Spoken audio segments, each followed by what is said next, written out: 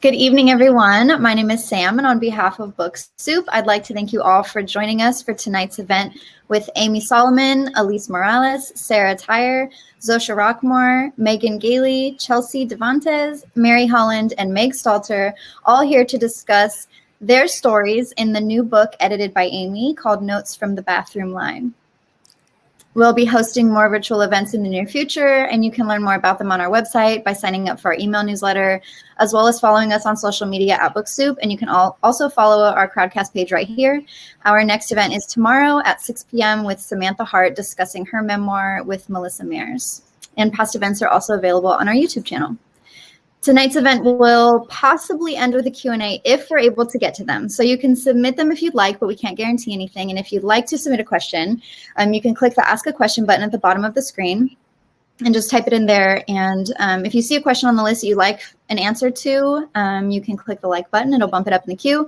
But as you are also chatting in the chat area, you can also do that just to engage with our speakers as they're telling their fun stories. So also please support BookSoup and our authors tonight by purchasing a copy of tonight's featured book, which you can do by clicking the green button right below the viewer screen. It'll redirect you to our website. Amy is possibly coming in to sign books. So if that's the case, it might be the only place you can get a signed copy. And we're also open for in-store browsing right now. So if you're local to Los Angeles, you can come in daily from 11 to 5 and get your copy in person. So with that said, I'm going to introduce Amy. Thank you so much for being with us tonight.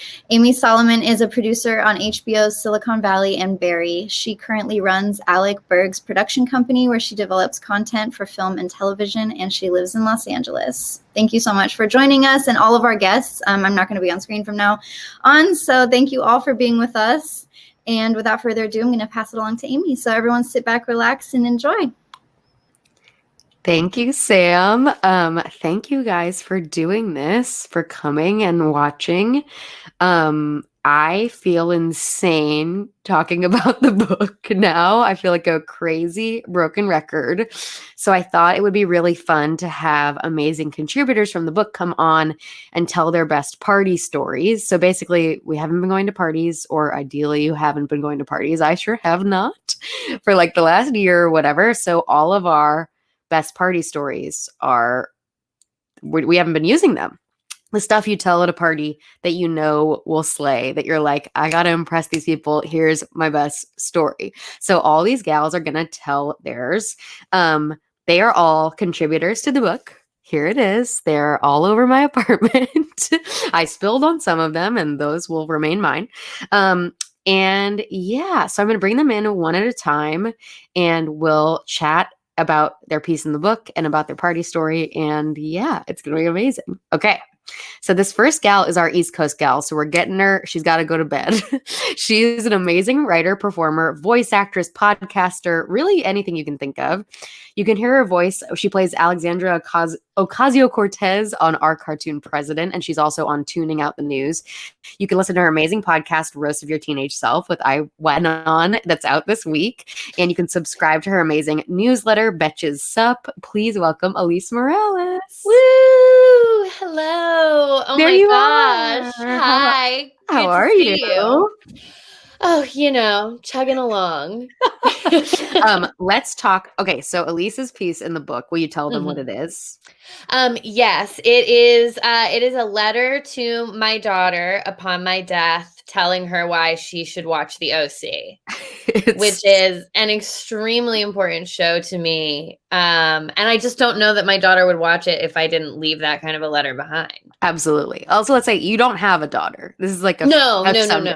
No. But I assume I had a really vivid dream actually the other day that I had a daughter, and it was so vivid that I was like, I think that this is real. I think this is a premonition of the daughter that I will eventually have. Was she beautiful? Yeah. Of course. She was beautiful. I mean, she was a baby at the time, but you could tell she was going to be beautiful. I have this recurring dream where I have a kid, and then all of a sudden it's like 5, and then it's 10, and it's 15. Oh no. Like it ages rapid. I don't know what that's about. I've always Scary. had recurring dreams at different times in my life, but my number one is that I'm back at my old high school and I have to star in a play that I can't remember any of the lines, and I can't even remember what the play is about to like try to approximate what needs to be said. It's the worst thing in the world. Yeah. Okay, I'm gonna make you sit captive for my little story because telling it just to the screen is the worst thing in the world. Okay. This is very quick, and I think my dad is watching it. It is about him, but he was given a heads up.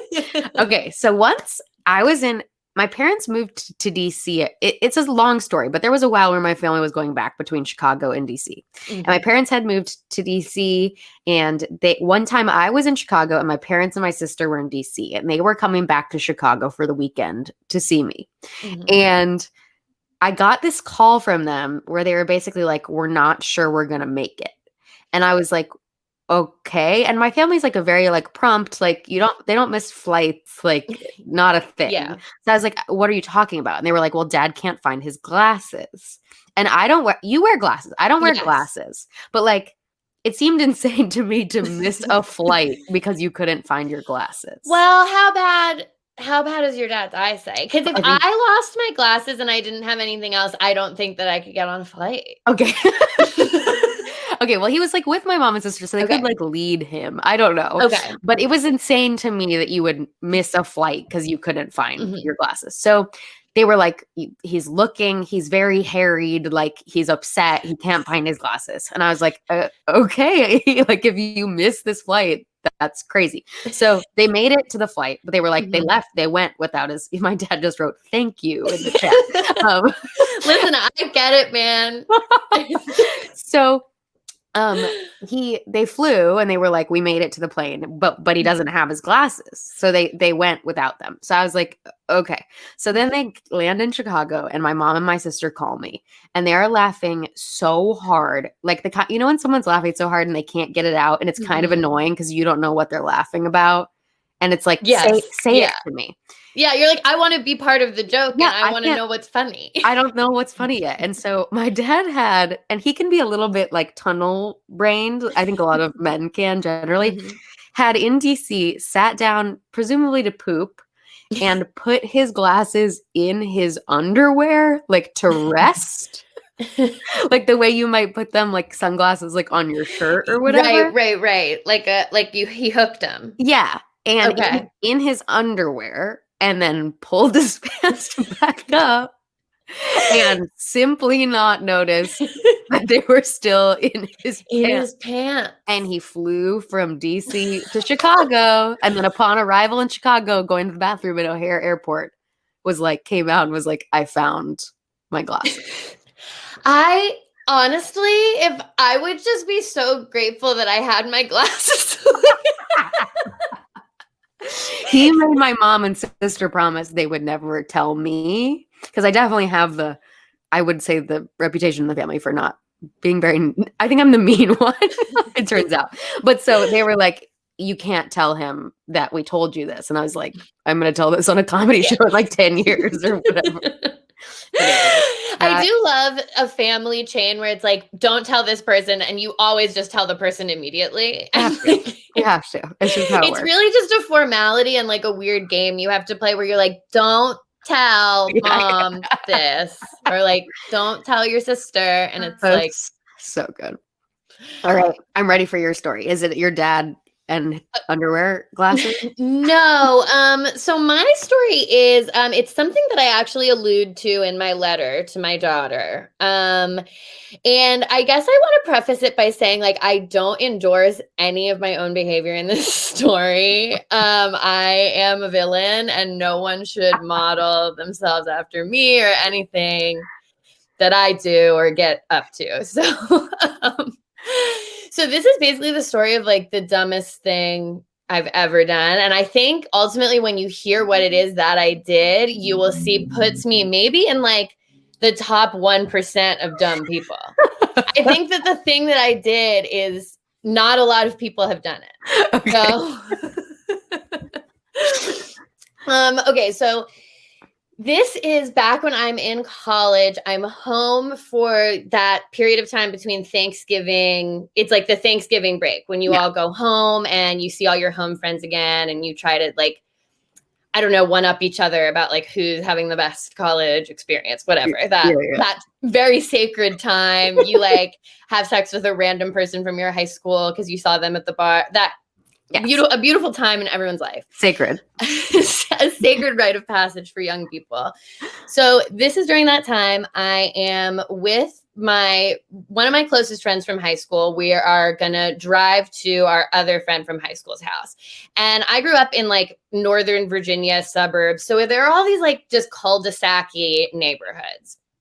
And so me and my friend Megan are we're taking what we would call a ride, which is where you drive around the neighborhoods and you smoke marijuana in the car.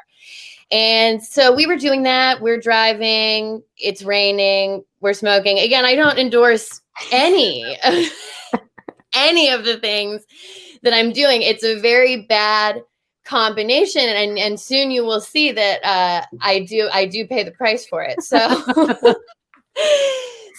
and you're like hotboxing the car. Yeah, we're hotboxing the car and we're driving around and we're getting ready to go see my other friend who's going to introduce us to her new boyfriend. So we're getting really stoned so that we can go to my friend's house and get stoned with this other guy. So at one point, the lighter runs out. I need to get another lighter. My friend who I'm driving with, she's one of those girls who has like an enormous purse, like just the biggest purse in the world. And she always has for our entire friendship. So I am digging around in her bag for a purse and I like pull out the lighter. And again, like she's driving, it's raining, we're going through the neighborhood. And so I pull out the lighter, I put it up to my face and I'm gonna let people in the comments guess what happened before I tell you. I'm gonna let people guess. I don't know how long the delay is on the comments before I can see them, but I'm about to smoke. Okay, nose hair torch. That's a good guess. Usually I get a lot of people who guess like a cop. So what happened was the lighter that I had pulled out of the purse was actually not a lighter. It was a little thing of pepper spray and I pepper sprayed myself in the face. At a range that actually, if you were pepper spraying an attacker, you wouldn't get that close to them. And you would not, I really hurt myself badly. And seriously injured myself. And it's so horrible. Basically what happened next in rapid succession is that I had like 2 seconds after I realized that like what I had hit was a spread. Like it took me like 1 second to realize what had happened. And I said like, hey, Megan, did you have pepper spray in the car? And she was like, yeah. Or did you have pepper spray in your bag? And she was like, yeah. And I'm like, cool. I sprayed it in the car. So then we kind of like emergency drive to my friend's place. Someone asked in the comments, were they wearing my glasses? No, not a glasses wearer at this time. Oh, God, And this is, and you know what? People who wear glasses, I read an article that said they're 3 times less likely to get COVID. I read that too. Yeah. So really it would have saved me. Anyway, we went to my friend Chelsea's house. They did pour milk on my face. I did meet her boyfriend and they got married 2 summers ago. So beautiful story in the end. You know what you need? You know what my boyfriend and I were just talking about? You know, in a science classroom, how they would always show you on the first day those like eye blasters? Yes. Those need to be everywhere. Yeah, I really could have used it on that day. I recently cooked and then touched my eye and it had pepper and it was a disaster. It was extremely painful. Horrible. It was not good. And I do think it really puts me in a very small group of people who have accidentally pepper sprayed themselves kind of for any reason. I think it's probably a little more common than you think. Like that seems, do you carry pepper spray? I don't. Because I don't. Well, see, I used to. And then after that, I was like, I can't have this butt near me. I'm more likely to hurt myself. It's like having a gun in the house. You're more likely to pepper spray yourself. That's how I feel too. I feel that way about like, some women will carry like a taser type thing. I would absolutely just end up hurting myself. Yeah, 100%. And it did happen. I know that because it did happen. Yeah. Oh my God. So you guys have to read Elise's letter to her daughter. It does allude to that. It is so funny. Thank you, Elise. Go to it was bed. so nice. Thank you. Is there anything you want to plug? The podcast is amazing. Oh, yes. Download my podcast, The Roast of Your Teenage Self. Amy's on it. It's a great episode. And yeah, you can get it on all the places that pods are casted. Get at the pod where you pod. Exactly. Thank you, lady. That was so fun. Thank you. Bye. Okay. That was amazing. I got to tell you, my family and my boyfriend promise not to constantly comment, but they're in there and it's beautiful. Okay, this next lady is an absolute comedy icon of mine, and it's so special that she's in the book.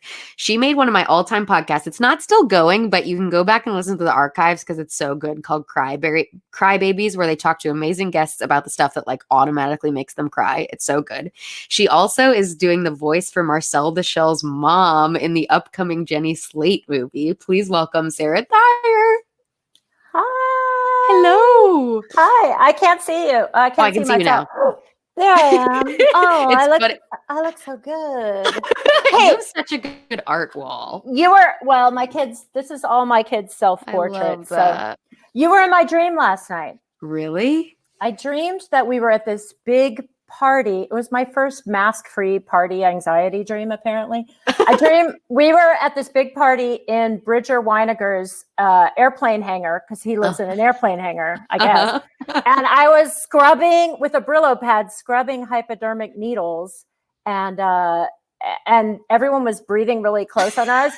And I was like, Amy, I think we need to get out of here. And then we went out, and our necks, like our lymph nodes, were like golf balls. And I was like, and everyone who went to the party got COVID. So Horrifying. Not a great dream. I'm sorry.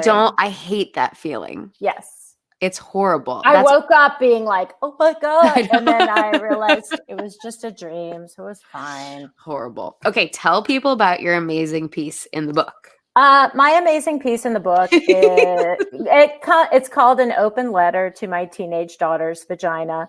I do have a teenage daughter. She has no idea that I wrote this. And your book is on the coffee table, but she hasn't cracked it yet because she couldn't be less interested in what I do or what I write or what I create, which I think your daughter also famously hates me. So I mean, she hates everything, and it's fine. You're supposed to remember that age.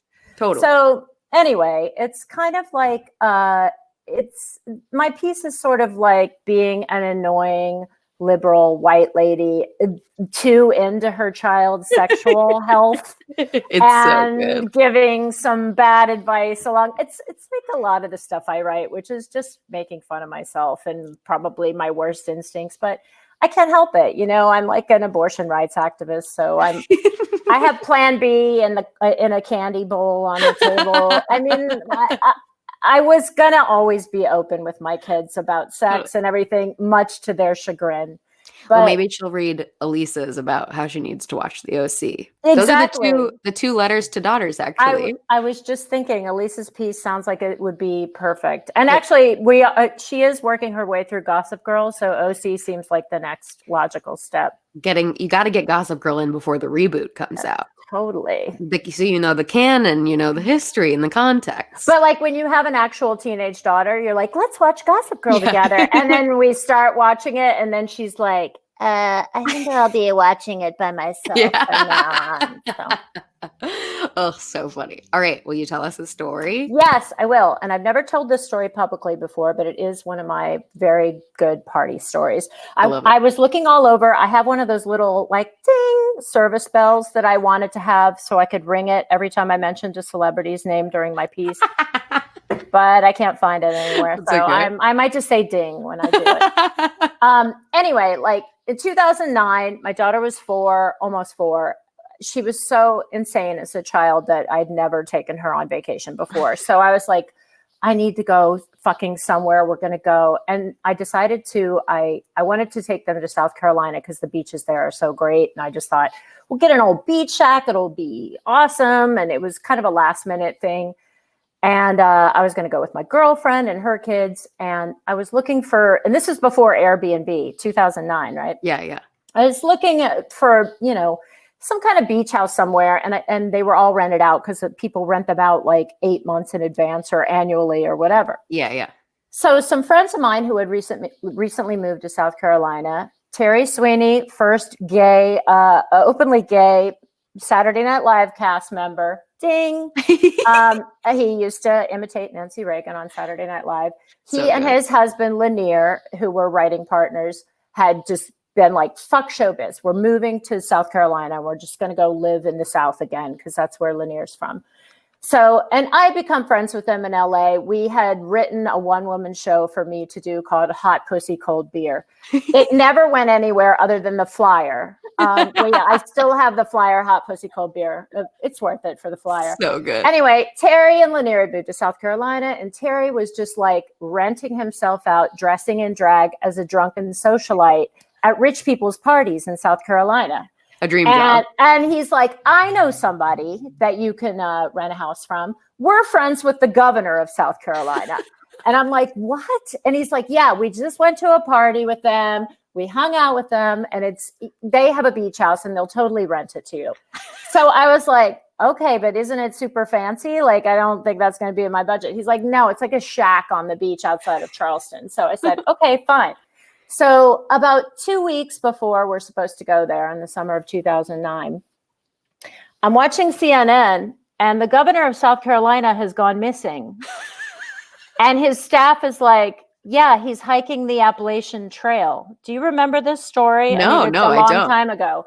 It was this huge national scandal because people thought he had been kidnapped or murdered or something like that. Yeah. They're showing like his beach house on CNN from a helicopter, and his wife getting into a car. And I'm like, well, that house looks pretty nice. That's my beach house, but maybe I should be concerned about this is where I'm supposed to be spending my vacation next week. Yeah. So anyway, it turned out they found him. This is how much older I am than you. They found him. He was in Argentina having an affair with his mistress.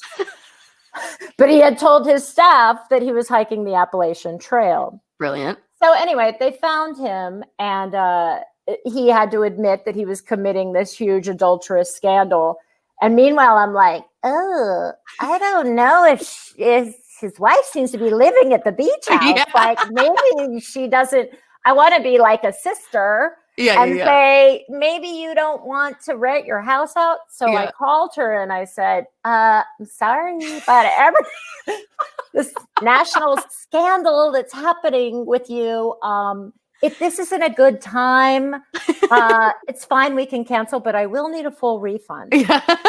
And she said, no, this is actually the best time for me to get out of town for a long time. True. So I took my kids there, went, met my girlfriend, and we're staying at the house. We go in, and there's a list on the fridge, like when you rent a house, and it's like, garbage day is Tuesday, and the garbage disposal is weird, and you got to jiggle this doorknob and whatever. It's like all the tips for when you stay at somebody's house. And the very last thing on the list was, and if television crews show up, blame Mark, which is her husband. And I was like, I love this lady. I still have that list. I should get it bronzed.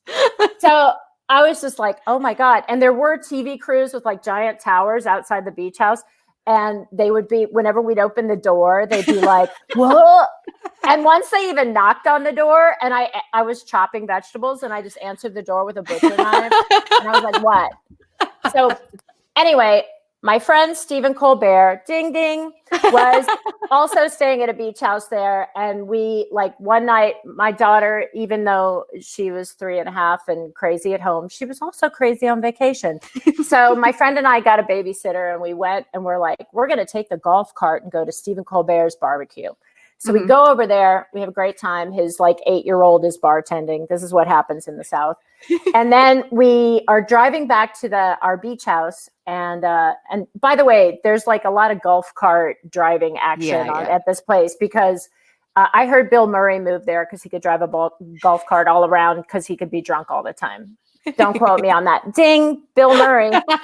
So anyway, we drive back, and the golf cart breaks down like in the middle of the tiny little village. And I was like, can anyone give us I don't even know how a golf cart works. Can it be jump started or whatever? And they're like, where are you staying? And we said, we're staying at the governor's house, and no one would help us or anything because they all fucking hated him because he lied about fucking some woman in Argentina. So anyway, we finally, like, we walk home, we abandon the golf cart, we walk home.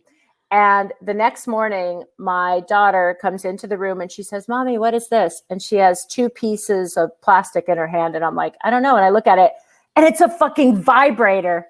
And I was like, where did you get that?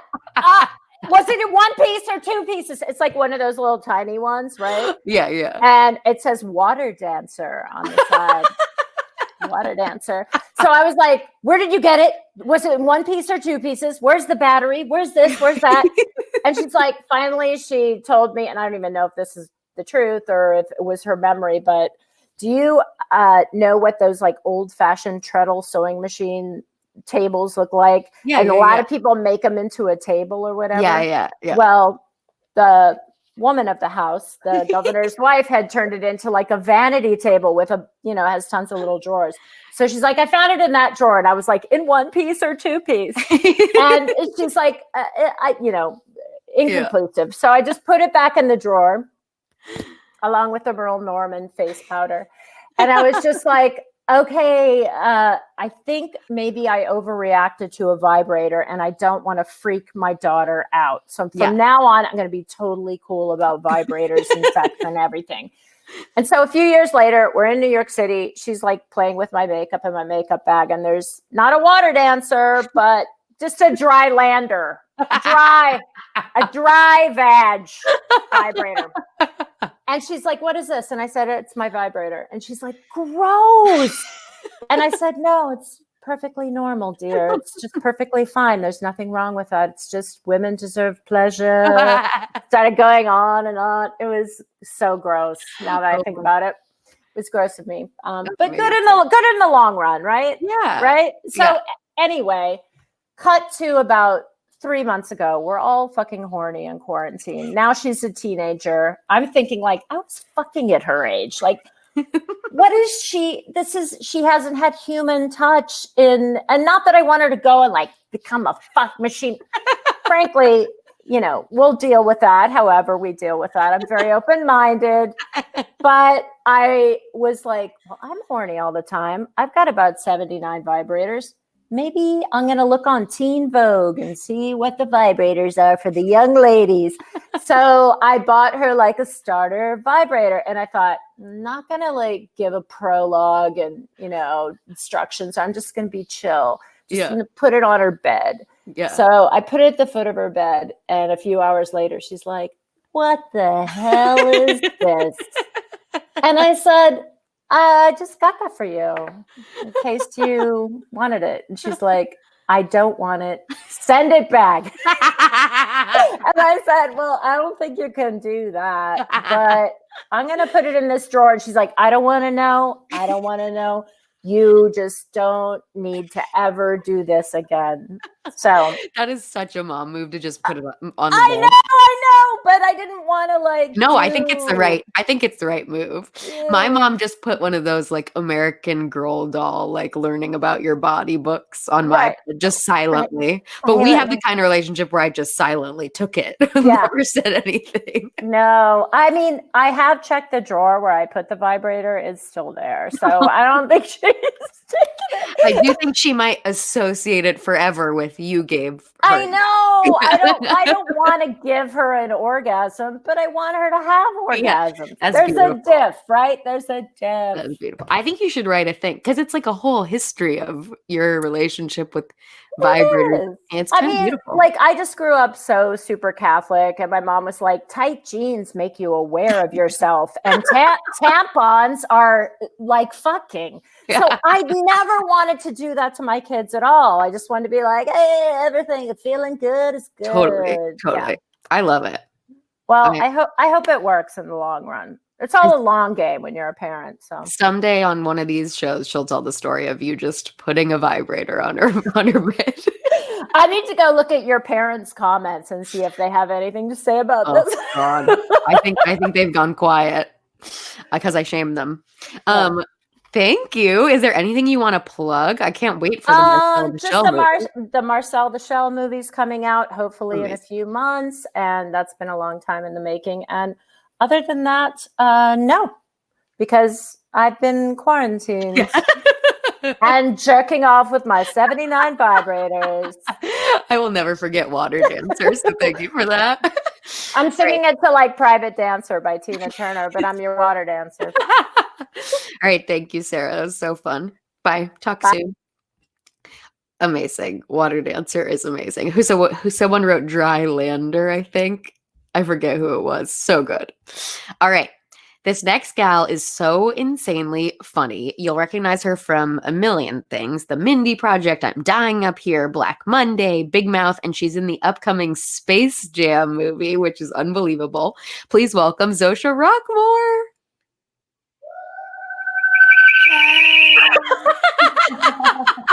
How are you? I'm good. What is that noise? I hate it. It's probably If someone has it, you might have multiple windows open. Oh. Either I think Zosha might sense. everything has been discouraging me from day one. Uh-oh. Oh. So weird. Do you have multiple windows open? Weird. Do you wanna Headphones? do you have headphones?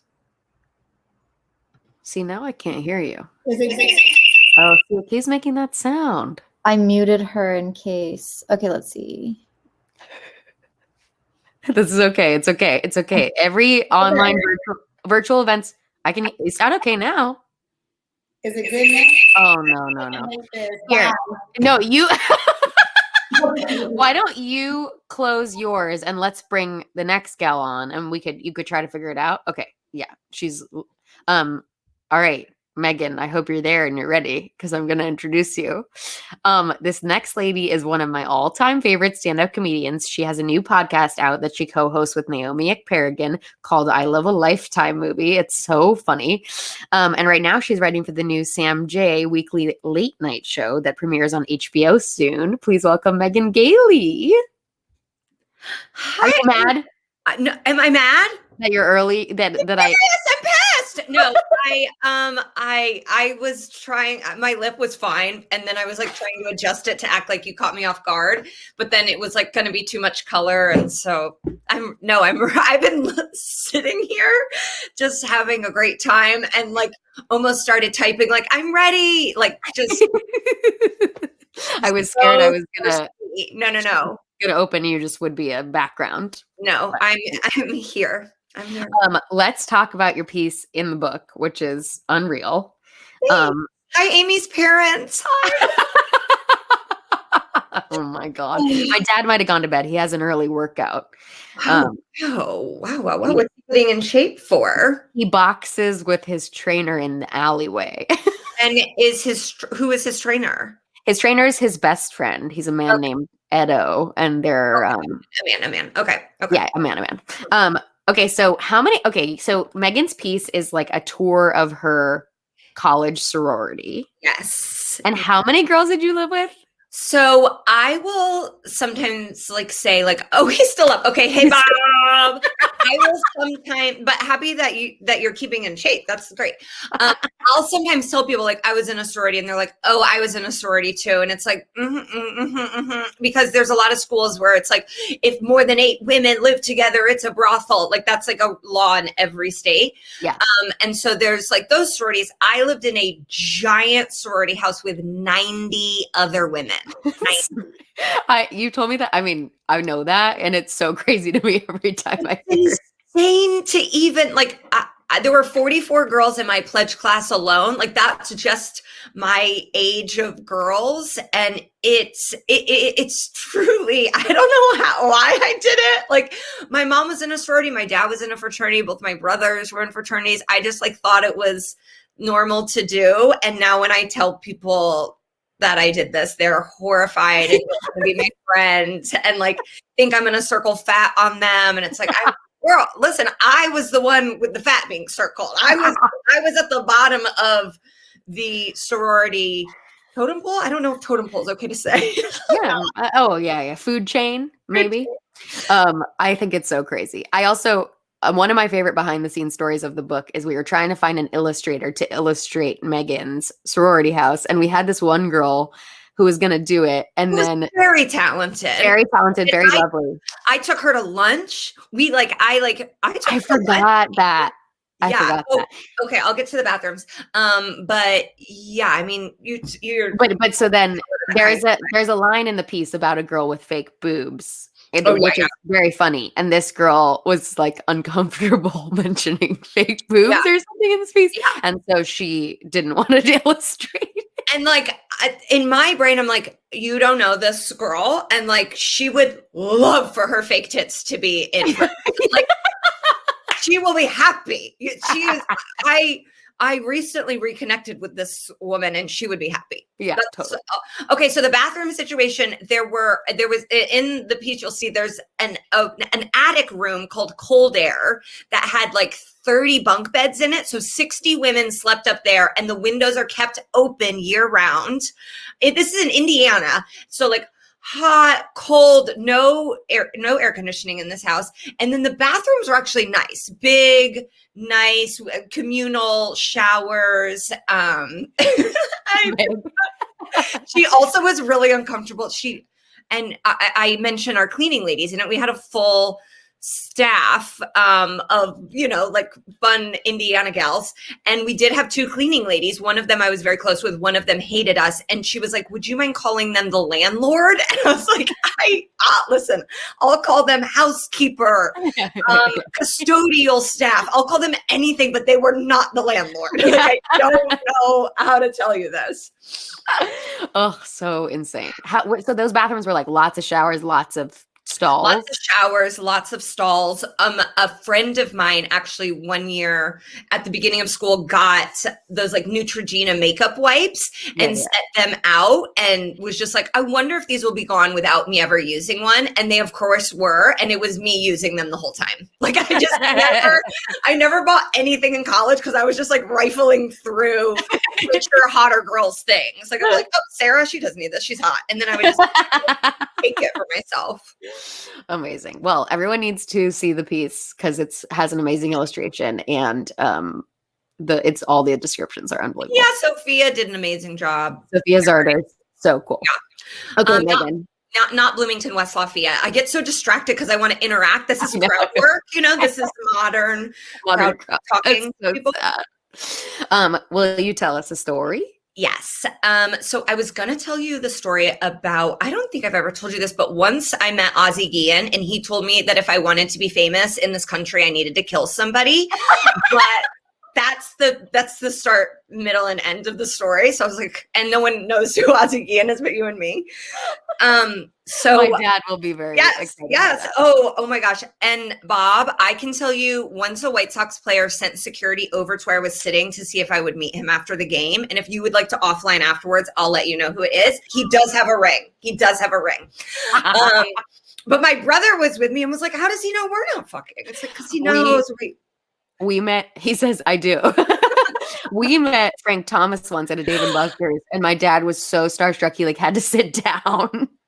Oh my God. And now he's doing like libido commercials. I mean, he's the biggest man of all time. God bless him. And we need that dick hard, like that's what we've decided. Okay. So my piece in the book is called Sorority Dollhouse. And so I actually have a dollhouse story. So I am the youngest girl in my family. I'm the youngest and only girl in my family. I was actually the first girl on my dad's side in 62 years, just like men. And my mom is the youngest and only girl. And so I was always going to be spoiled. Like there just wasn't. It's just, I wish I could be like cool, but it wasn't going to happen for me. And so my mom was approached when I was 5 years old from another lady who lived in our neighborhood who said, listen, I've got a dollhouse guy. I can get you a custom dollhouse. And my mom was like, yes, like we got to get this custom dollhouse. And so at that point, my mom planted a seed in my head, like, would you ever want a dollhouse from Santa? And I was like, yes, of course I would want a dollhouse. Like so excited. So she's planted the seed. I want it. I need it. And my mom starts talking to this guy, and he's like, not only can I do a custom dollhouse, I can make your house into a dollhouse. Wow. And this is a 4-bedroom in Indianapolis. Okay, this isn't like a mansion, but this is a colonial. But my mom was like, yes, I need my house to be made into a dollhouse for my daughter. So my mom turns over the blueprints to our house. And my best friend, who's still my best friend now, she was getting one. Her mom, Joan, came to my mom, Peggy. And then there was another family, 2 girls, and they were both getting them. And so my mom is just like over the moon. And the guy starts like sketching things up, is like sending her ideas and things. And then it's just radio silence. And this was in like the 90s. I mean, she could not, there was no email. It was just like, this is the phone number and this is how you contact him. Yeah. So she like keeps contacting him, keeps leaving messages, and like can't get a hold of him. And we're getting like closer and closer to Christmas at this point.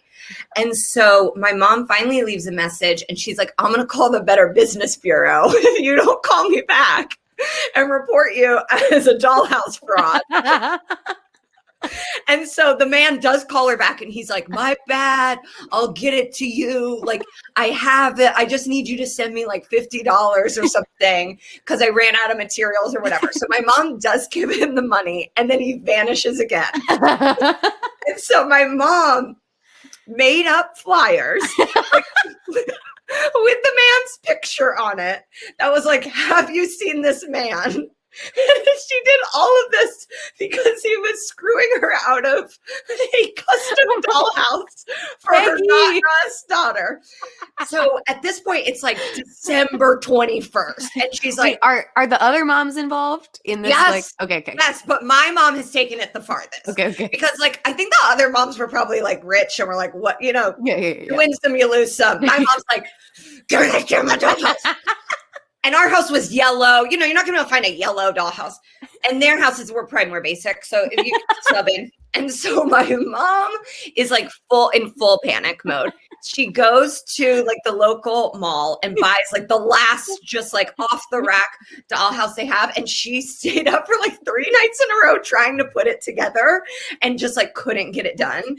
And so I come down on Christmas morning, and there's video of this, and it doesn't paint me in a great light. And I'm like searching, like there's like a bike, and my dad's like, look, a bike. And my mom gives me like an old, like a dead doll, like a True Detective doll, HBO. And so I'm just like devastated, and I'm like, where's my dollhouse? And my great aunt was there, and she said to me, well, you have to learn about disappointment at some point. And then I just didn't get a dollhouse. And then my mom, like, it wasn't going to make sense to like give it to me on New Year's, like Santa. And so for the next like month, my mom would go down into the basement and work on this dollhouse. And my 2 older brothers would stand at the top of the stairs and say that there had been a flood and that I was not allowed to go into the basement. And then I ended up getting the dollhouse that she put together on my birthday, but she wrapped it in a giant trash bag. Like, it was like this big thing. She covered it in a trash bag, and I came down for my birthday, and I go, oh, is it a motorcycle? And she was like, no, it's a dollhouse, you dumb bitch. And then I got the dollhouse. But my mom also got conned by an optometrist who told her I needed ocular therapy and gave me 100% pure glass glasses in kindergarten. And I started having such bad migraines as a child that she had to take me to IU Med Center. And they looked at the glasses and they were like, these are pure glass. Your daughter has 20/20 vision, and we know where you got these. And my dad still goes to that optometrist. Wait, every step of that is insane. Why would he still go there? He's a good doctor. He didn't give me bad glasses. He can get naked back glasses. So why am I going to mess up a relationship just because he conned my wife and daughter? And Oh my God. Wait, how many times has your mom been conned? Are those the two big ones? you know what? She really is not like a naive person, but I think sometimes she just becomes blinded by love of her children. Yeah. And so I don't know if she's ever been conned when it comes to my brothers, but she's been conned. I mean, I thought I got asked to be a model in middle school. I like went to one of the, like, they found me, like, I thought I got discovered and I was not cute. Like, my parents should have known no one is asking our daughter to be a model. Like, I wasn't tall, I wasn't thin, I had braces, like nothing popping was happening for me. And we went to like a full day thing. I like them all. We were at like a business complex and I left. My dad luckily came with us because he was like, we're not doing this. And my mom and I were like, we need headshots. We need $1,000 for headshots tomorrow. Oh, Peggy. My friend Emily said, I thought the dollhouse guy was going to rob the neighborhood because he had that's why my mom was so pissed. He knows where our bathrooms are. Like, there wasn't anything hidden in our house. She was like, it's a violation. I mean, the man she said he skipped town. She was like, I made because she did report him to the BBB and the flyers were up. And I think my friend's mom, like, he was like, this lady's crazy. And like, he left the state. That is an amazing story. I love it. Thanks. So the new podcast, I Love a Lifetime movie. Yeah. The new show has a premiere date, right? What is it?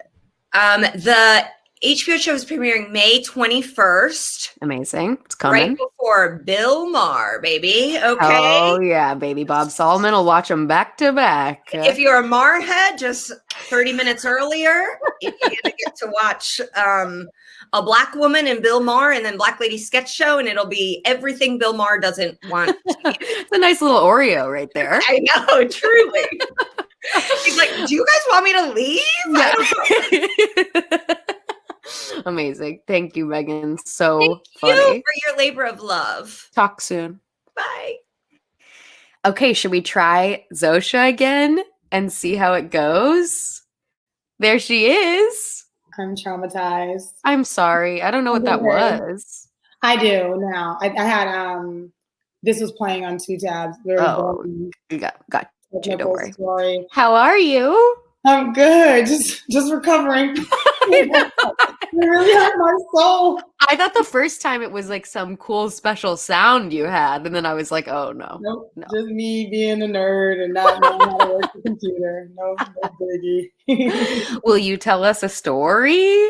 Yes. Okay, so I realized from this that I don't have a party story.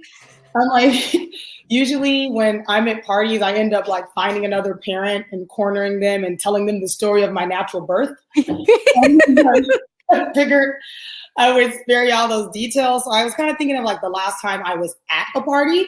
Yeah. And that was the last time that I felt alive. As a mom, I feel like most of my life is just like sun butter toast and wiping a tiny vagina all day. So like I think it was like the top of 2020. Yeah. Before everything happened, I was doing press for a TV show in Atlanta, and I didn't have my daughter with me. I took my friend with me so we could just like have a really, really, really good time. And again, this is like February 28th of 2020. And we literally were running around Atlanta, which is like the original epicenter of the Panasonic. Yeah. We were like, we don't watch the news, so we didn't know what COVID was. We didn't have hand sanitizer on our person. We weren't wearing masks. We were licking poles at the airport, using each other's mouths all over the place. Like, it was a freaking hot mess. So basically on our last night there, we decided to just like have a celebration because I wasn't working that day. So we ended up going to this oyster bar, and this was like literally the night of my life. because again, like I said, I'm a mom and a single mom. It's really easy to like lose yourself and not feel poppin'. Yeah. Not feel cute. You have to like get a babysitter to do regular human things, let alone call yourself going on a date. And TBH, I'm not a girl who's like hung upon by men. You know, I'm not like, yeah, next weekend I'm gonna get on Raya and go get coffee with Bill, and then we're gonna get brunch next Saturday. Bill. Bill, some like an old white man that I met on Raya, but like, yeah, that's just like never really been my life, you know. And so then having a kid, it just really doubled down on that, and I'm just like always solo and like wondering, am I cute? The most beautiful woman in the world. I know I want my V-neck for the past. Wait, yeah, but that night in Atlanta though, I was like everybody's dream girl. So again, we started this oyster bar and we got a bunch of drinks, and I'm 99% sure the owner of the bar was flirting with me. I could have just been drunk and obnoxious and loud, and maybe but he like couldn't keep his eyes off me. My mojo was up. The energy started there. So then after that, we go to this other bar, and there's this like 22-year-old child who calls himself flirting with me like really, really, really heavily, like really intense. He invited me and my friend over to his house. Like, you guys want to, after you finish your White Claw, you want to come back to my place? And I was feeling so crazy and like childless, fancy free that we were like actually gonna go. Yeah. But we didn't, because we ended up going downstairs and meeting these two girls who invited us to an after hours. So we pull up at the after hours. It's like 2:00 in the morning, and it's Atlanta. So they're playing like trap music, which is my favorite. I love ignorant hip hop. I ended up like twerking on some guy for like 500 songs. He bought me a drink, which rarely happens, and he let me hit his hookah. Subsequently, I went on his Instagram and found out that he had like a wife and like a freshly born baby. Lovely. I hate as a mom, but I guess it ain't my problem. I wasn't really interested in his ass anyway, so nobody has to worry about that. There's nothing more pre-COVID than someone's hookah. Right. Mouth to mouth hookah. Like. So then, like, after I ditch him, I meet this other guy. Like, again, this is just my night in the sun, but I meet this other guy who's like presenting heavily as a rapper, which obviously I'm obsessed with. I love gold chains. Swag. Yeah, he presented as a rapper. I don't think he's anymore, but it was Atlanta. Everybody feels like a rapper out there. Yeah. So then I'm like chatting with him. But once I was done with his goofy ass, I go back outside and I end up linking up with the girl who invited me to the after hours in the first place. And she's like, "Oh, I'm a fan of your work." Wooty woo. I was like, "Okay, it's pretty random, but I'll take it." She pulls out like a key and has like a big bump of coke on it. She's like, "Want some?" I was like, "That's my cue." No offense to bumps, but literally, Amy, like even on the walk from the backyard bump to my Uber, like 3 other guys tried to get my number. So in total, I think that night I had like 2 twerk sessions. I went with somebody. Exchange of 5 numbers, got like 3 Instagram follows, infinite boost to my matronly ego. Yeah, you might have subconsciously known, like, I need to have a wild night before this all goes. You know what I mean? Yeah, I know, because I didn't even know that was coming. We just went out. I wasn't like, having like some concealer and like some chucks. I had like booty jeans. My hair was done, but I wasn't expecting all of that. And I was like, yo, I'm cute. I think I tweeted about it. Like, I was like, sometimes you got to go out of state to remember you're cute, because it's hard out here in LA. It's hard. I know. It's like impossible. And I'm like, I'm 100. I also don't think I give off, like, I don't know if you do this, but like, I just don't think I give off like a welcoming vibe. Maybe I don't either. I'm tall, so I think people are like, ooh, or whatever. She's tall, she hates me. But like, it just took like literally going to Atlanta to just get like, it was dudes just like all over me. I was like, wait, I'm it. Like, what the fuck? I need to move out here. Well, someday we'll be able to leave this state again and garner some attention. Literally from like all 25-year-old guys. I was like, I'm 36, whatever. But yeah, that was basically the last time that I mattered. And now I am back to being my daughter's crumb sweeper with nary a romantic prospect in sight. But well, I will say sun butter toast is way chicer than my childhood. Like that's good mom shit. no, that's because there's no nuts allowed in these old rich people schools. No nuts. Winter has a nut allergy, so nobody have no nuts. So we have to like do sun butter and goldfish and all those safe things for the babies. That was really exciting. That was my story about Bacardi. I love it. Lame because I was like, I don't have a story to kill. Oh, that's perfect. I couldn't. Of course, the only one I could think of was my dad putting his glasses in his underwear. So in the comments, I feel like you end up in conversation and a story comes up and you're like, I need to remember that I have this story. You know what I mean? Like it's not like something you think of all the time. I need to lead with this more often. Right, literally. I know I had another one that like my mom was telling me to tell, but it involved slavery. I was like, Mom, talking about the American Girl doll Addie that I didn't want because she was a slave. I wanted Samantha. And my mom was like, you can't get Samantha. I'm only buying you the black doll. And she came with like a gourd and a dime. And I remember that. Yeah, Addie. She had like Kanekalon, which is like braid hair down. I was very disappointed. I was like, I just wanted Kirsten. She was like, I'm not. I had Samantha. You could have had my Samantha. They didn't have a Jewish one. They didn't have a Jewish one either. Your mom would have forced you to get that. It's $100 doll. I get it. She was like, I'm not buying you a $100 colonizer. That's stupid. Like, I know. Insane. So tell me, is there anything you want to plug? No, I don't. No, I'm like, I guess Space Jam 2 when it comes out. I can't wait. I'm in like one scene, but I can't wait. I will see it for you. Yay. You're my LeBron. It's him, right? Yeah, it is LeBron. Yeah. I saw a poster or whatever. All right. Thank you, lady. You're the best. Thank you. Bye. Talk soon. Okay. So fun. Everyone get your tickets. I think it's this summer. So we'll hopefully be able to see Space Jam in a theater, which sounds insanely fun. All right. This next gal does everything and she does it flawlessly. You need to subscribe to her Celebrity Book Club podcast where she talks about celebrity memoirs. It's amazing.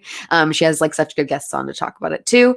She's written for so many amazing shows, including Abby's and Bless This Mess. And she's the head writer for the upcoming Jon Stewart series on Apple. Please welcome Chelsea Devontes. Oh, wait, it says she can't get in. Sam, can you let Chelsea in? Yes, I just invited her actually. Okay, Chelsea, I think you have an invite. Do you know what's happening? She said yes. She says she said yes. Thank God for this chat. Maybe I should invite everyone that's left up now. Yeah. Just be safe. Invite Chelsea and Mary and Meg, and we can all, Mary and Meg, are you ready and decent? I don't know why I imagine everyone just like getting naked while they're like waiting. I'm going to re-invite you, Chelsea, and hopefully it works. Oh, she's not even. There's here. Mary. Hello. Chelsea, can you Chelsea, refresh your I'm so page? sorry. We'll figure it out. Cut in front of you. Listen, my lighting couldn't be less flattering. You're fine. I bought a damn ring light for this, and I felt insane. I should have done that. Oh my gosh, I feel like I look like a hacker. No, you don't. Okay. Well, I can. Oh, there's I'll leave. No, and I'll fix my lighting. Stay. Well, okay, you can do whatever you want. You can go and fix your lighting if you want, but you're fine. Okay, great. You're fine. I'll stay. Okay. You'll have an audience of 2.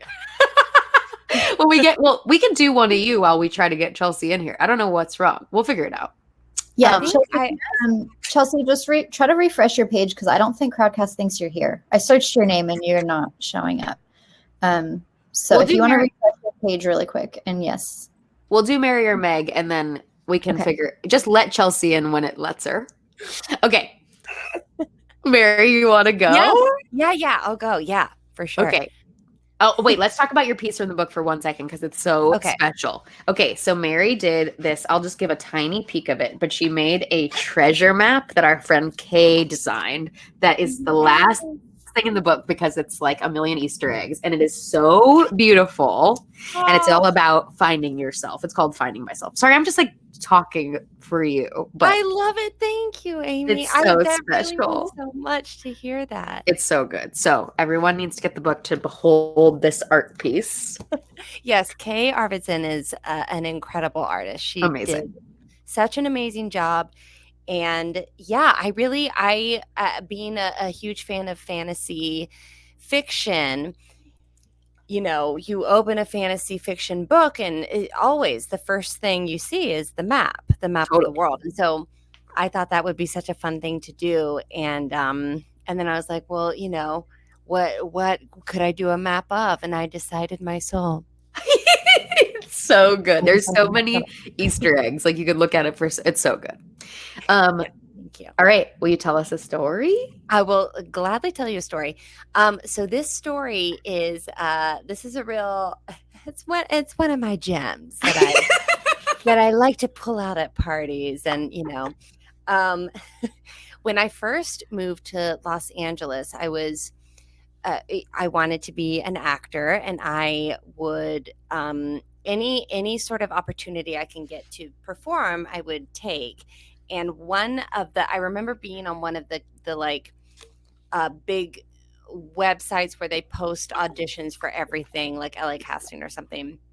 There was a notice for to be like an actor in a grad student's film at one of the many film schools that are around here. And the idea of the assignment for the grad students was they would pick a like very famous scene from a movie, famous movie, and they would shoot it themselves. They would sort of reconceptualize how to shoot it. Mm-hmm. And so the part I auditioned for was Mary Louise Parker's role in Fried Green Tomatoes. But I didn't get cast as that part. I got cast as the other one. Who plays the other part? Why am I blanking on this? I don't know that I've ever seen that. Oh boy, we can look it up. In the chat's gonna chime in. Yeah, someone tell us. Someone tell us. I'm completely blanking on this actress's name. But anyway, the part was like she was like the part I auditioned for was like a very like, you know, graceful lady-like character. And then it says Kathy Bates, Jessica Tandy, no, Cicely Tyson, no, Mary Stuart Masterson. That's it. Mary Stuart Masterson. Yes. Okay. She plays like a very scrappy kind of tomboyish character. And there is, listen, not to spoil it, but there's a very emotional scene between Mary Stuart Masterson's character, Mary Louise Parker's character. Okay. And so that's what the director was reshooting. This is not my instinct for like super famous scene from a movie. Like I thought it was like Casablanca. Like yes. One of the other ones I remember being in this class because I went to the screening of this scene where they showed all the ones from the class, and one of the other ones was like the fight scene from Good Will Hunting or something. Yeah, Sort of across the board, all these different films, and yes. So this was the very first thing I had ever filmed. And I was fresh out of drama school, and I was like, this is an emotional scene. I need to do the work. And so I like not understanding anything about how filming something works, and that it would take hours and hours and hours to do a thing. Yeah. I like had my headphones. I put on this like sad music. I worked myself up into this. I was like wrenching this emotion out of myself, which, as we all know, plays great on camera. And we were shooting the scene, and we were like, we shot all the coverage and the wide and the you know, her coverage, my scene partner's coverage, and my coverage. And then when it got to my coverage, I was really like scraping the bottom of the barrel. I was like, I'm pushing. And so I sort of was in my head, like when we were in between takes and they were changing the lighting, and I was like, you know, just really thinking about my performance. And the boom operator, the man who's operating the boom, leaned over to me, which is, you know, the sound thing that they hold like that. he leaned over to me and he was like, I just want to say, your performance is incredible. Like, it's amazing. I'm really moved by what you're doing. It's just really extraordinary acting. And I was like, that's what I needed to hear. Thank you so much. Thank you. I was so proud. I was really hanging my hat on that and felt so good about myself. Like, this was my first time filming something. I was like, and I nailed it. I knocked it out of the park. Months later, the director invited me and the other actor out to a dinner, and we were talking about that shoot. And the director was like, oh my God, that shoot was such a nightmare. And I was like, oh, why? Yeah. She was like, oh. No, you're good. You're good. Just sit here. You're fine. You're fine. Don't worry. Even at the exact right moment. So she was like, oh, the shoot was a nightmare. And I was like, oh my God, why? And she said, well, the boom operator was wasted.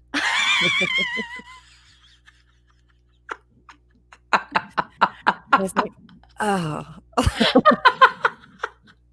Okay, I'm not sure that means that you weren't. Like, sometimes you say your deepest truths when you're wasted. Oh, God bless. You know what? Now I'm going to hang my hat on that.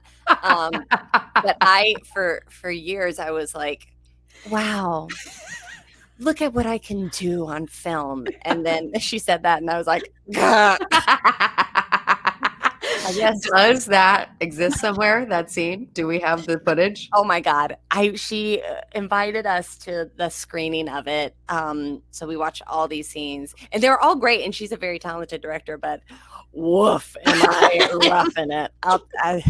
And I feel like I can be kind of impartial when I watch myself, and it was brutal. If that footage were to ever surface, that would be the end. That would be the end of me. Oh, that is so funny. And I feel like that kind of thing happens a lot where you were on a set and then later you talk to the people, at like a rap party or whatever, and you're like, I had a blast. They're like, that was horrible. And it's like, we were in the same place.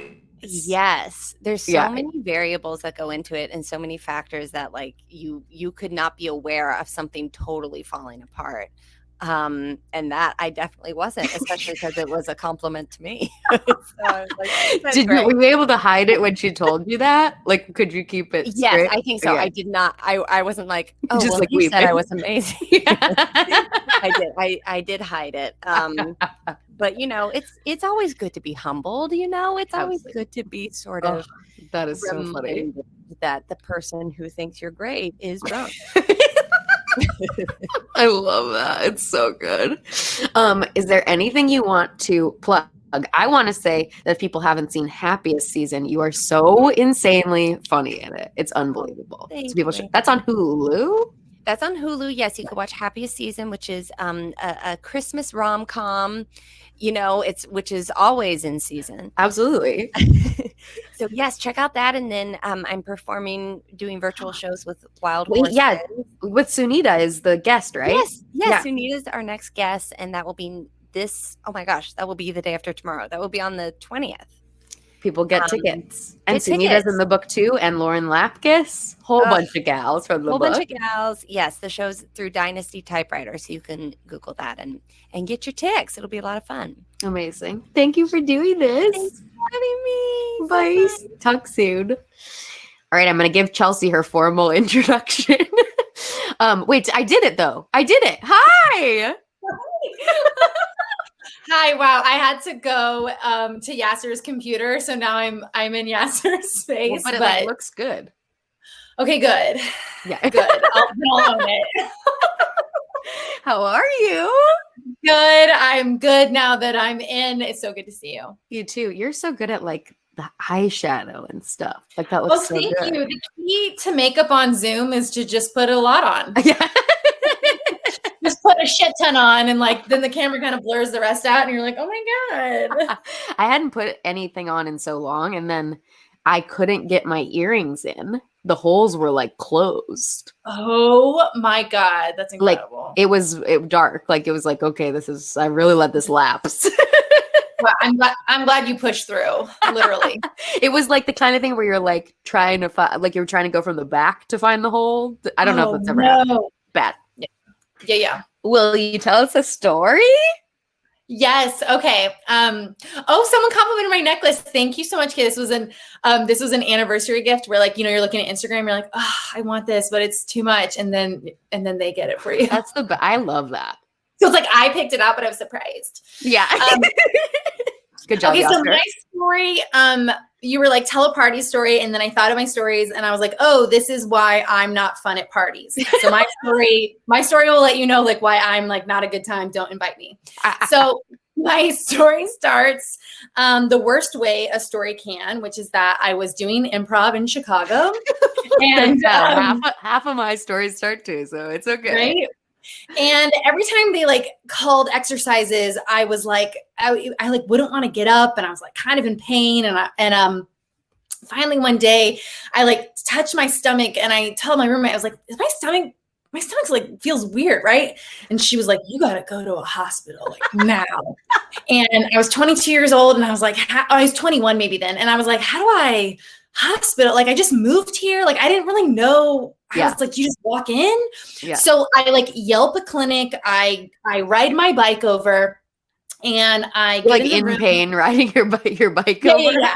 And I'm like, do. And it wasn't horrible. It was just sort of like, Yeah. So I laid it on the table, and he was like, oh, you're pregnant. And I was like, and not to brag, but I probably was the first female incel. I went through a period of my life where I was like, please fuck me. And everyone was like, no, thank you.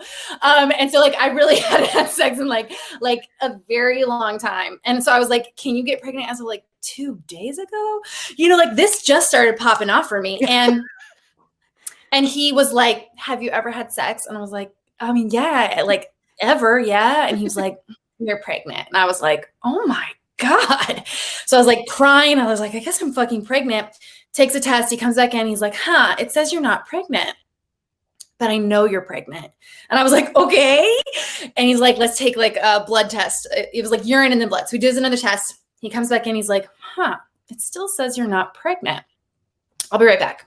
So he goes outside his like little clinic door, and I can hear through the wall, he's on the phone going, you have to see her now. I don't care. Move everything. And I was like, he comes back in, and I'm like, yeah. Like, so you're just going to go to the hospital?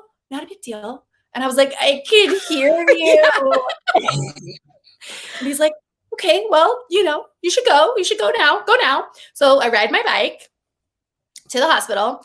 I take tests all day long. My phone dies. Finally, in the last test, they do an ultrasound where they go inside you, ladies. If you've ever had the wand go in.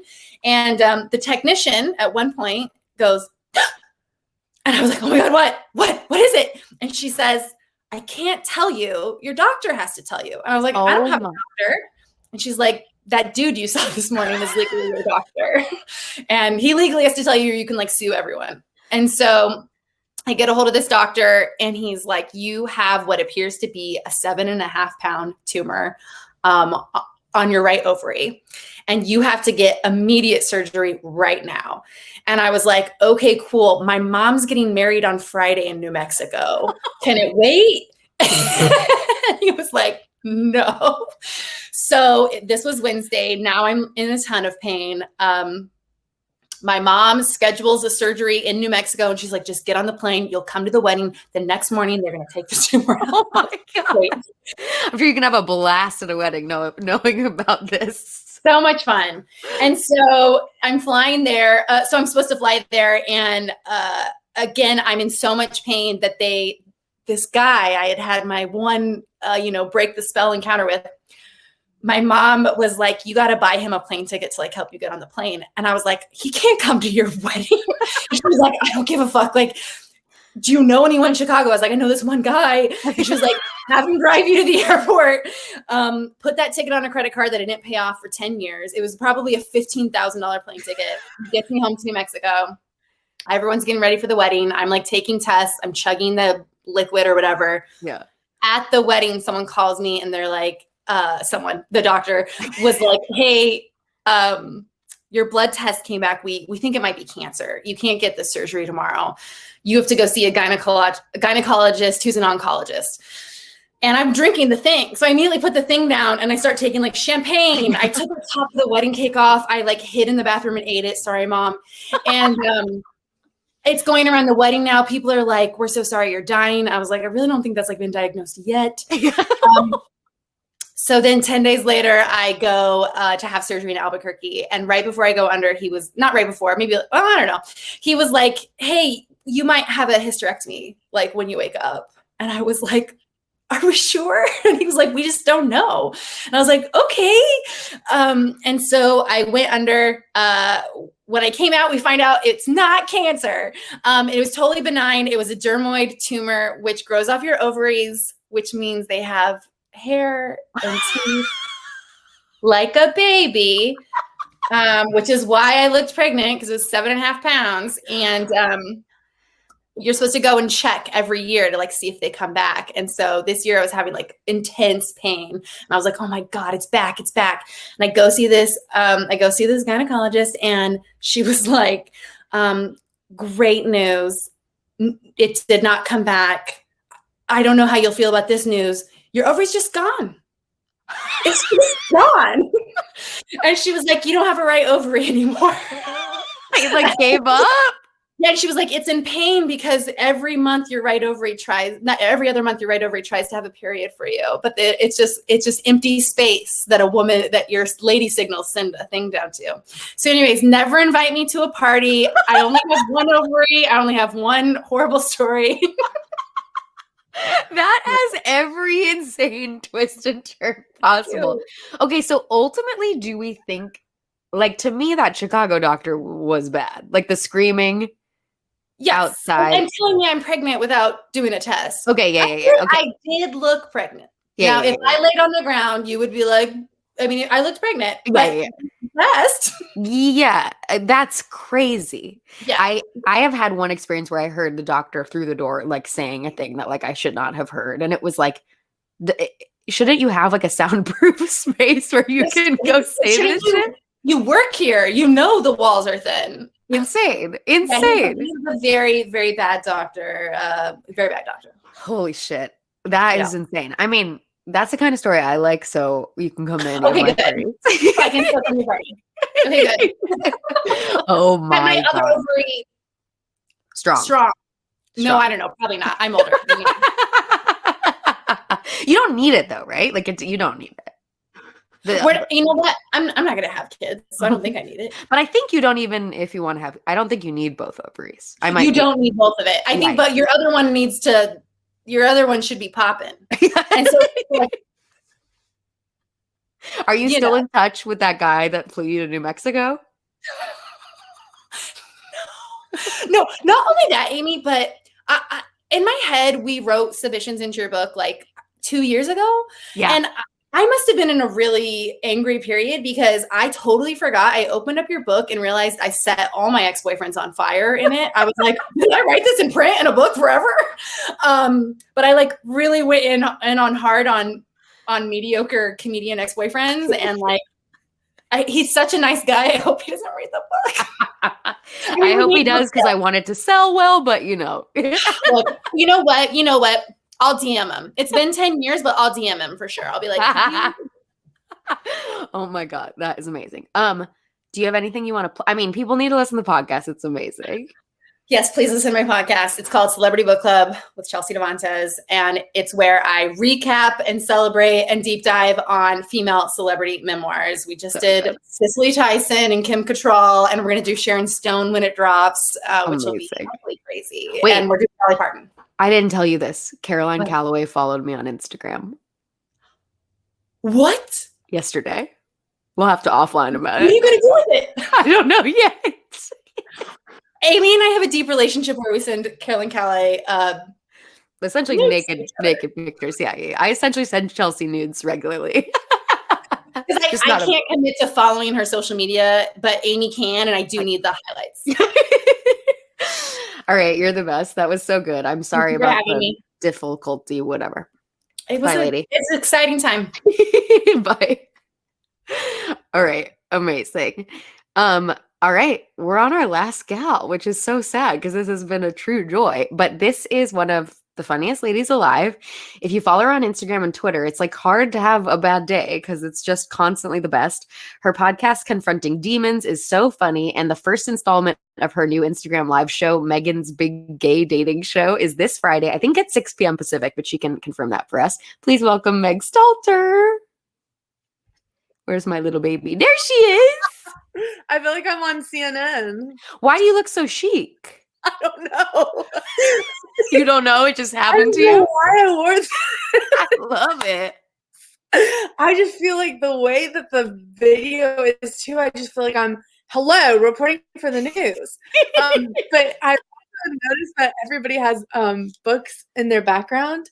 But I was going to say that this is the only book that I own. So I don't have a bookshelf, but also I put this up because my house is dirty.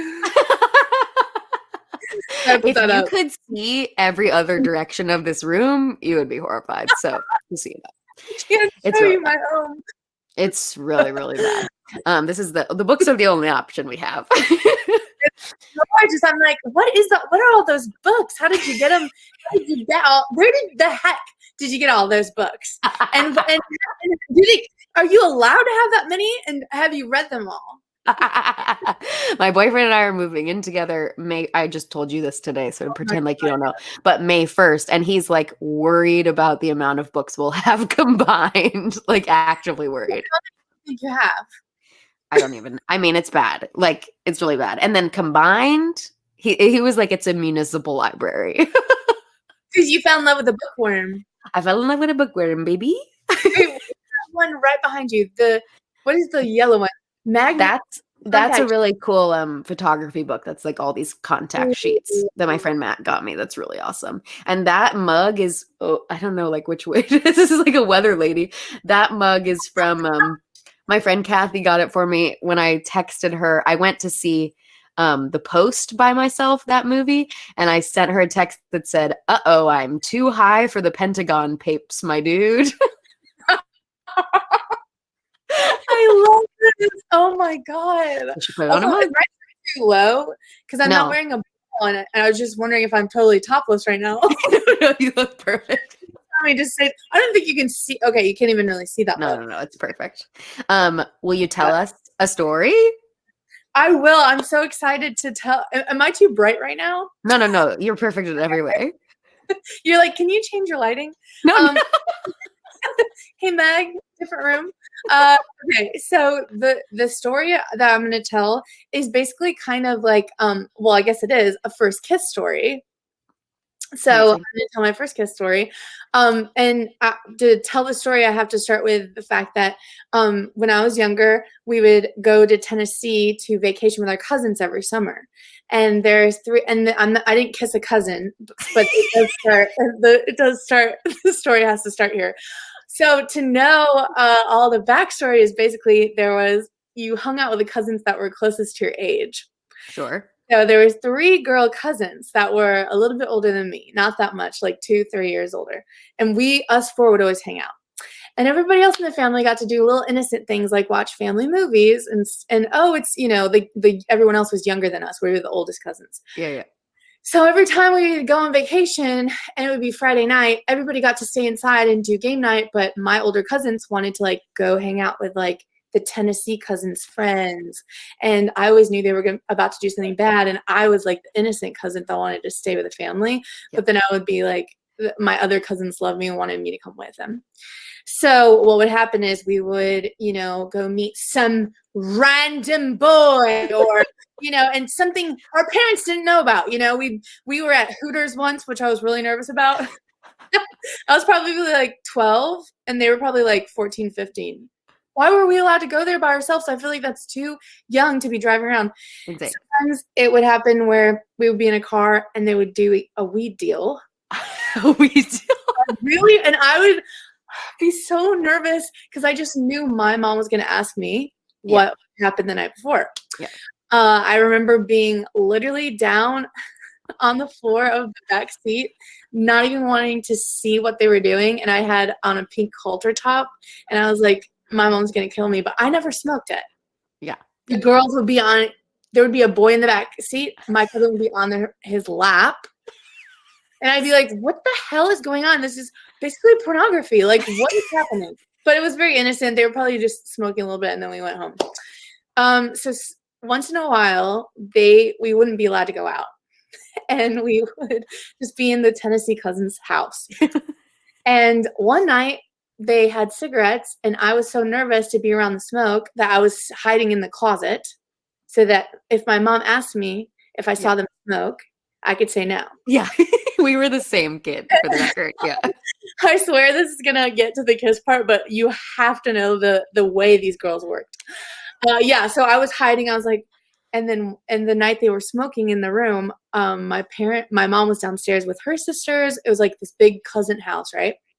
And one of the younger, maybe my sister, one of the younger kids started screaming, "They're smoking there, they're smoking there." So all the parents run in, they get in trouble because I can't lie. So they were like, "Megan, were they smoking?" And I was like, "I was in the closet. I didn't smoke. You can't ask me this." So the first kid story is this. There was the one cousin that was from Ohio had a Tennessee boyfriend. And we were all in the Tennessee cousin's bedroom. And they were like teasing me like, "Megan, you've never had your first kiss. Like, why don't you just kiss Bubba?" Was his name really Bubba? His name was Bubba. Incredible. But I don't think his real name's just like Jeff or something, but we all called him Bubba, and he was really hot, actually. Tall, blonde, but it's my cousin's boyfriend. Yeah. Well, guess what? My two cousins would kiss each other trying to turn him on. And one of those cousins are the one that actually is so judgmental. Actually, both of them very judgmental about the fact that I'm bisexual. When those two girls kissed each other all the time to try to turn on Bubba. Yeah. I didn't ever kiss my cousins. Ugh.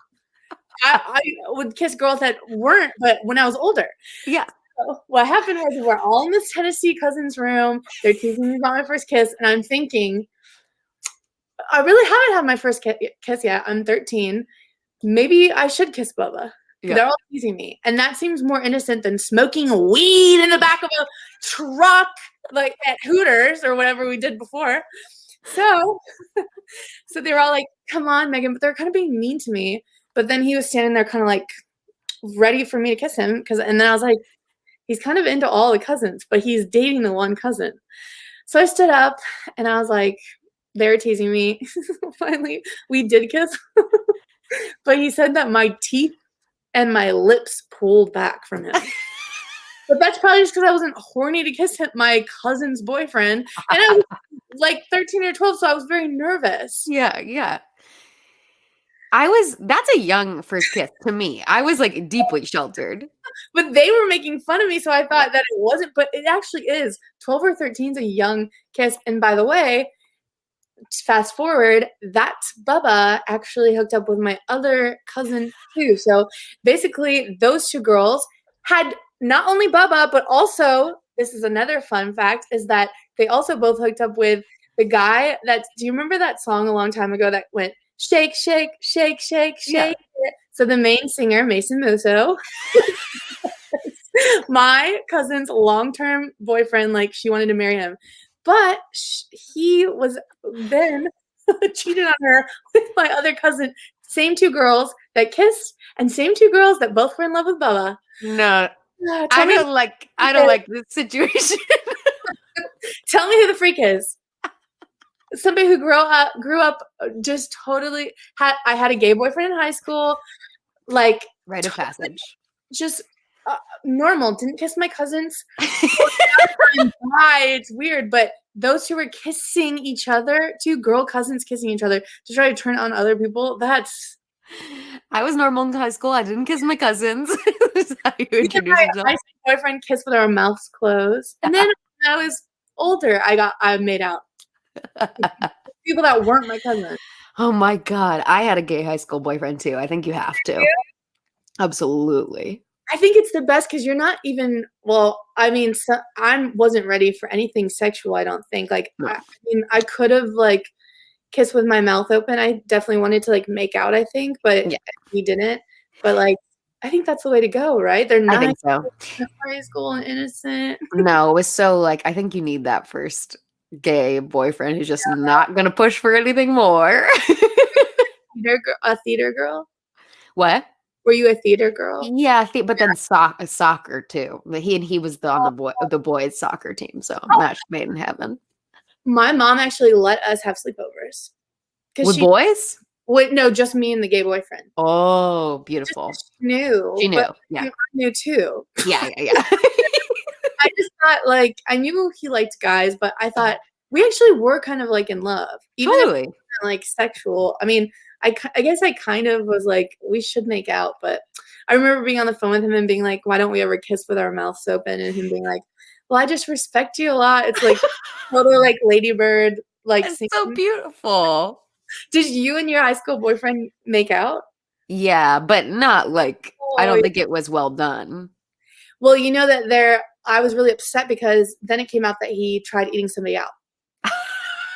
At a truth or dare. Like a theater. I'm sure he respects the game too much. I wasn't like, I didn't want him to like go down on me. Like I wasn't ready for that, but I was like, but you don't even kiss me with my mouth open. And like now because once we were friends, like, yeah, I was like, oh yeah, at the theater sleepover, he, like licked somebody's whatever. I don't want to say, if your parents are here, I don't want to. That's okay. That's the only time I've ever censored myself in a show. So I hope you know it's because I'm so madly in love with you. And any other show, I'm like, whatever, parents are here. Oh, Meg, you are the funniest person alive. Do you have anything you want to plug? So that Shade dating show is like tomorrow, right? Yes. Yeah. So I think I'd just plug, my Instagram live dating show. I'm excited about it. I can't wait. We did have a contestant drop out today. We will fill the role. So you need to call for new contestants? See, I'm trying to match people in the same area because I don't want to create any long-term or long-distance relationships. I mean, who knows if they'll take it seriously, but if the chance, I've been in a long-distance crush thing and it's bad. So horrible. I'm trying to steer away from letting that happen. One of the quotes in the book in like the group answer sections is like, what's a piece of advice you didn't take but should have? And it's Catherine Cohen saying, don't fall in love with people who live across the ocean, which is her specialty. It's so like dreamy. I have that in common with her where it's like, it's so romantic. And then once you're in it, you're like, well, it would be nice if you were here. Yeah. It actually would be nice if you anywhere in the US. Seriously. All right. Thank you, lady. You're the best. For having me. I love you. Talk soon. Love you. So I guess there's one question I can answer really quick. It's what are some of it's for everyone, but you're just gonna get my answer. What are your own personal favorite books on comedy? On comedy, this is like literally the shelf. On comedy, there's this one called We Killed: The Rise of Women in American Comedy. That's pretty great. And then I love this one called I'm Dying. I don't know where the book jacket went, called I'm Dying Up Here. That's mostly, I think, about the Comedy Store, if I remember correctly. So if you're into stand-up, you should read that one. But you should really read Notes from the Bathroom line and then read everything that all the women in it have ever written and ever write in the future. Thank you, everyone, for doing this. Thank you, Elise, Sarah, Zosha, Megan, Chelsea, Mary, Meg. That was really so fun. They're all amazing. I hope you follow them on Instagram and Twitter and everything. I think I'm going to go sign books at Book Soup tomorrow. Do it. So if you want a signed copy from someone whose signature doesn't matter, there you go. No, it does. No. Put it all together. All right. Thank you, Sam. I can't wait to read this book, and I want a copy, so I'll message you about that. This was such a fun night, so thank you to everyone that joined us. Super, super fun. All those stories had me laughing, and like I said, very stressed with Chelsea's, but that was also hilarious. But thank you all so much for watching and joining us tonight. Thank you to everyone who came up and shared their stories, and thank you, Amy, for Thank hosting you. and So doing fun. all this with us. Everybody Everyone- buy the book and other books from Book Soup, please. Yes, and we're open. Have a Perfect. great night. Thank you. Bye.